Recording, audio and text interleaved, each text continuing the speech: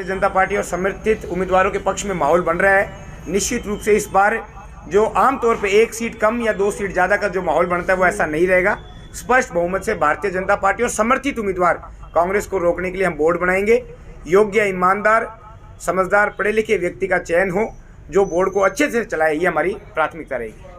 अगर समझदार पढ़ा लिखा व्यक्ति अगर नगर पालिका चेयरमैन की कुर्सी पर बैठेगा तो स्वयं के संसाधन इतने पर्याप्त होंगे कि वो निश्चित रूप से विकास करा लेगा और वो सरकार से भी लड़ झगड़ के, चाहे सत्ता ना भी हो, अगर वो भारतीय जनता पार्टी या समर्थित बोर्ड बनता है तो अगर वो सक्षम है, मजबूत है, शक्तिशाली है तो वो सरकार से भी पैसा लाने में अपनी मजबूती दिखाएगा और ला पाएगा। 8 से और 9 करोड़ रुपए के विकास कार्य 1.5 साल में किए। मेरा आरोप है स्थानीय प्रतिनिधियों पे कि उन्होंने जानबूझकर प्रशासन पे दबाव बनाया, उनको विकास कार्य नहीं करने दिए और तुरंत ही प्रशासक लगते हुए इतनी जल्दी पैसे भी आ गए, अखबार में फोटोएं भी आ गई, रोज की डामर सड़कों का भी उद्घाटन हो रहा है।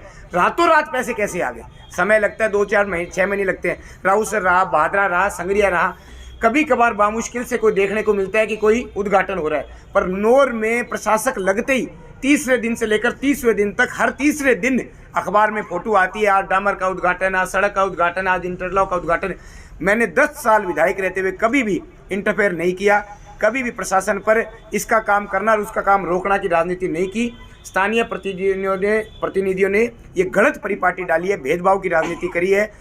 नीलम जोशी को काम करने से रोका गया, उसके बावजूद उन्होंने 8 करोड़ से ऊपर के काम किए और अब वही कर रहे हैं। स्थानीय प्रतिनिधि उसका उद्घाटन कर रहे हैं, फीता काट रहे हैं, अपनी छाप लगाने के लिए अखबारों में फोटो दे रहे हैं। मैं पूछना चाहूँगा कि ये इतने पैसे, इतना फंड 13 दिन में कहाँ से आ गया?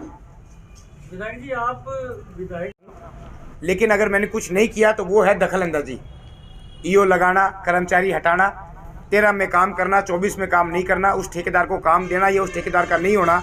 इससे बड़ी विसंगति, दुविधा क्या होगी कि उस समय के चेयरमैन को एक ही सड़क के लिए 3 बार बैठना पड़े और ठेकेदार वहाँ मौके पर आता है। स्थानीय प्रशासन ने लिखित में समझौता किया, हमारे पास लिखित पे रिकॉर्ड है, मीडिया के साथियों ने अखबार में छापा था कि फला तारीख को कार्य शुरू हो जाएगा। वो काम 6 महीने तक शुरू नहीं हुआ, जैसे ही प्रशासक लगा 6ठे दिन शुरू हो गया, चेयरमैन को बैठना पड़ा। ऐसी स्थिति हमारे समय कभी नहीं है। हमने कभी भी अधिकारियों को फोन करके ये दबाव नहीं बनाया। हमने एक ही बात कही कि आप विकास कार्य करें, वार्ड में करें, शहर में करें। वोट जब आएंगे जनता जिसको देगी उसको देगी, चाहे मैं शहर से कितने ही वोटों से जीतूं या हारूं।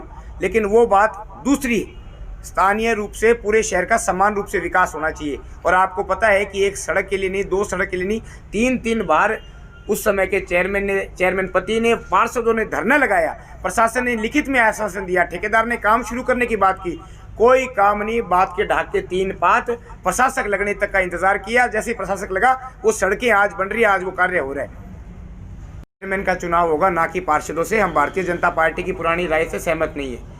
थोड़े टाइम बाद उनको लगा कि ये निर्णय गलत हो गया, खुद का कैबिनेट का डिसीजन उन्होंने वापस बदल लिया। हाइब्रिड मॉडल लाने का उनका क्या मकसद था? उन्हें विश्वास नहीं था कि अगर डायरेक्ट चुनाव हुए तो कहीं ना कहीं भारतीय जनता पार्टी को लाभ मिलेगा, इसलिए उसको अपने ही कानून को वापस लिया।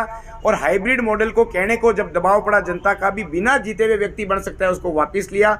लेकिन बाद में पता चला कागजों में वापस नहीं लिया।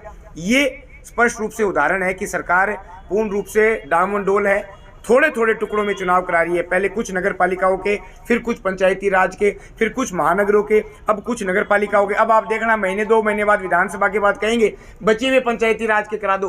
3 साल पूरे चुनाव में खा जाएगी सरकार। जब चुनाव का समय आएगा नज़दीक तो कहेगी भी हम तो चुनाव में लगे रहे, कोई विकास कार्य इनको नहीं करना। आपसी फूट का ठीकरा भारतीय जनता पार्टी पे फोड़ना चाहते हैं। हमारे शीर्ष नेताओं पे आरोप लगाते हैं कि ये हमारी सरकार गिराना चाहते हैं, जबकि सबको पता है कि इनके मुख्यमंत्री और उप मुख्यमंत्री के आपस के झगड़े हैं। भारतीय जनता पार्टी का इसमें कोई लेना देना नहीं।